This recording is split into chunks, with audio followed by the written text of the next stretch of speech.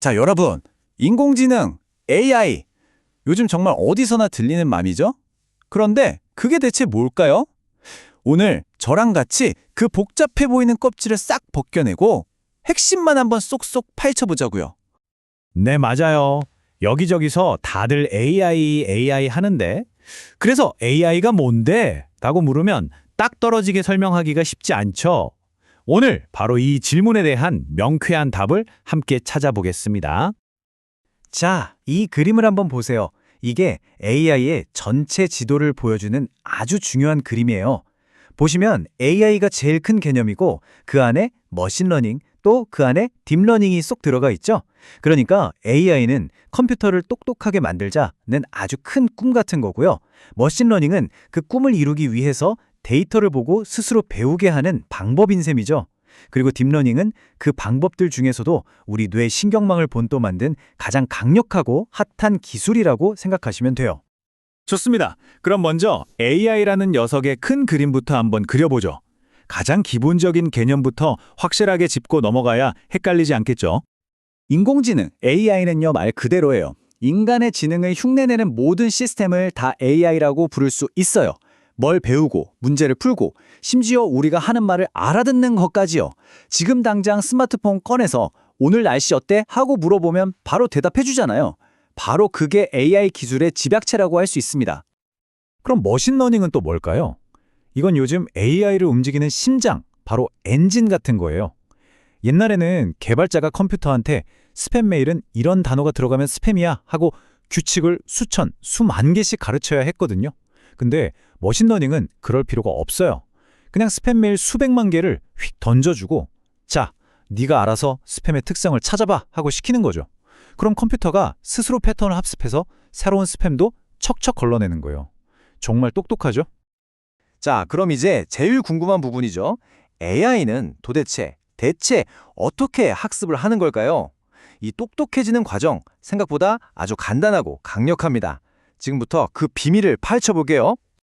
AI가 학습할 때 가장 먼저 필요한 게 바로 이 비용 함수라는 건데요. 어렵게 들리지만 사실은 그냥 실수 점수라고 생각하시면 돼요. 시험 보고 채점하는 거랑 똑같아요. AI가 예측한 답이 실제 정답이랑 얼마나 다른지 점수를 매기는 거죠. 점수가 높을수록 많이 틀렸다는 뜻이고요. 그럼 AI의 목표는 뭘까요? 맞습니다. 이 실수 점수를 어떻게든 0점에 가깝게 만드는 것.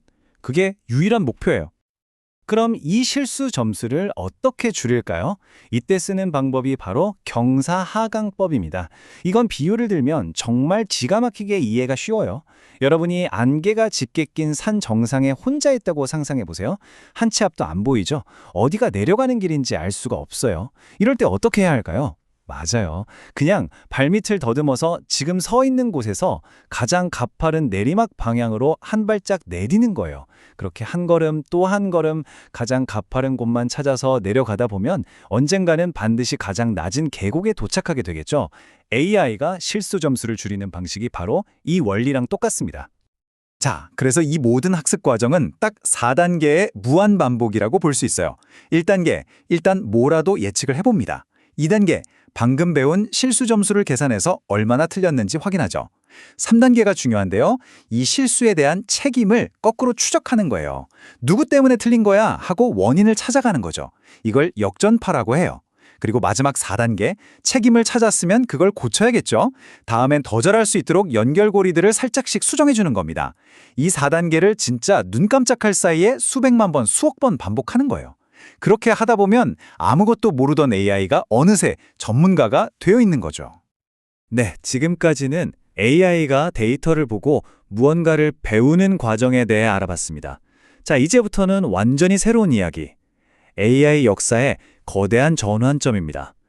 단순히 데이터를 분석하고 예측하던 AI가 어떻게 스스로 무언가를 창조하게 되었는지 바로 생성형 AI의 시대로 넘어가 보겠습니다. 이 그림을 보시면 차이가 확 와닿으실 거예요. 왼쪽의 전통적인 AI는 말하자면 분석가예요. 데이터를 보고 이 사진 고양이 맞아? 또는 내일 주가는 오를까? 하고 분석하고 예측하는 역할을 했죠. 그런데 오른쪽의 생성 AI는요? 완전히 다릅니다. 얘는 창작자예요. 나를 위해 고양이 그림 하나 그려줘. 사랑에 대한 시 한 편 써줘 라고 하면 세상에 없던 새로운 걸 뚝딱 만들어내죠. 분석에서 창조로. 이건 정말 엄청난 도약입니다. 여러분, 챗GPT 한 번쯤은 써보셨죠? 그 똑똑한 녀석의 뇌가 바로 이 거대 언어 모델, 영어로는 LLM이라고 불리는 겁니다. 왜 거대라는 말이 붙었을까요? 두 가지 뜻이 있어요. 첫째, 인터넷에 있는 거의 모든 텍스트를 다 학습했을 정도로 데이터 양이 어마어마하게 거대하고요. 둘째, 그 지식을 저장하는 뇌세포 같은 파라미터가 수천억 개, 조 단위로 거대하기 때문이에요. 그런데 진짜 놀라운 건 뭔지 아세요? 이 엄청난 모델이 하는 가장 핵심적인 일은 의외로 단순하다는 거예요. 바로 이 단어 다음에 올 가장 자연스러운 다음 단어는 뭘까를 계속해서 예측하는 거죠. 하늘은 다음엔 파라타가 올 확률이 높다는 식으로요. 이 간단한 원리를 미친 듯이 반복했더니 어느 순간 글을 이해하고 요약하고 심지어 창작까지 하는 능력이 폭발적으로 생겨난 겁니다. 이 그래프 좀 보세요. 정말 입이 떡 벌어지지 않나요? 2019년에 나온 GPT-2의 파라미터가 15억 개였는데 이것도 당시엔 엄청나다고 했거든요. 그런데 불과 1년 뒤에 GPT-3는 1750억 개, 거의 100배가 넘게 뛰었고요.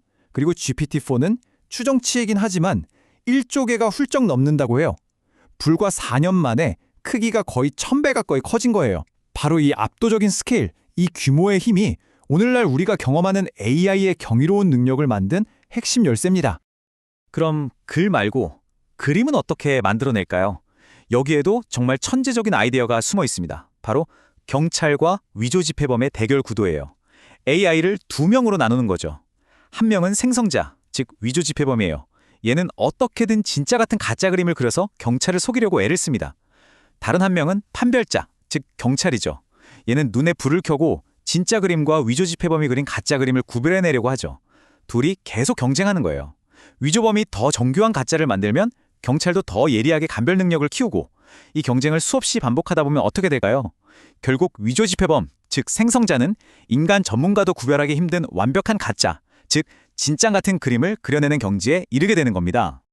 자, 지금까지 AI가 어떻게 배우고 창조하는지 그 원리를 알아봤는데요. 이제부턴 좀 더 실용적인 이야기로 들어가 볼게요. 이렇게 강력한 기술을 우리가 어떻게 하면 잘 다루고 내일에 똑똑하게 활용할 수 있을까요?